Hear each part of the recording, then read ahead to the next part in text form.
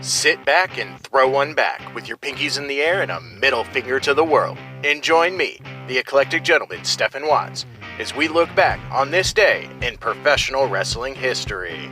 But before we do, put that drink down, like, share, and subscribe, and give us a big old thumbs up. And now, without further ado, let's look back on this day in pro wrestling history. It is January 10th. We're going to start off like we always do on a positive note. We're going to start off with those happy birthdays in professional wrestling. And we got a lot of them to cover today, so let's get it going. 1945, AWA villain of choice, Colonel De Beers. One of the best enhancement talents of the 80s and 90s for the WWF and WCW, Pistol Pez Whatley, was born 1951. Two Lucha Libre legends, 1958 and 1960 respectively, Jerry Estrada and Negro Casas. 1970, the man with the stuff, Buff Bagwell.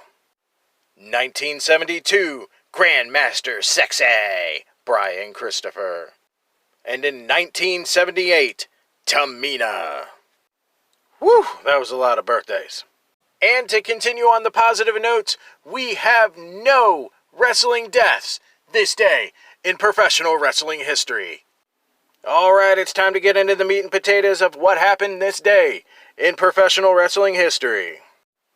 1981, the WWF holds two events at two major northeastern arenas.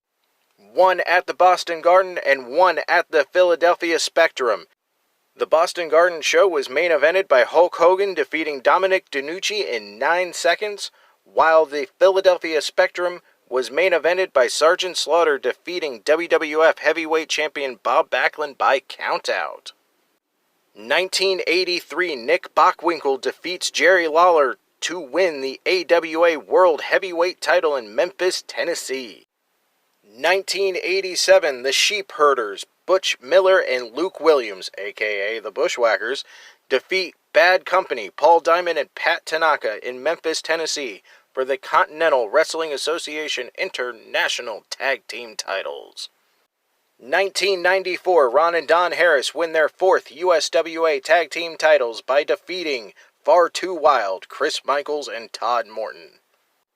1996, Jerry Lawler defeats Tex Slazenger for the USWA Heavyweight title in Memphis, starting his probably 60 billionth, 525th title reign with that belt in 9 million, 2 trillion title reigns.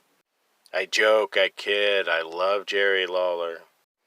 1998, Mike Tyson and the WWF agree to a deal for him to show up at that year's WrestleMania.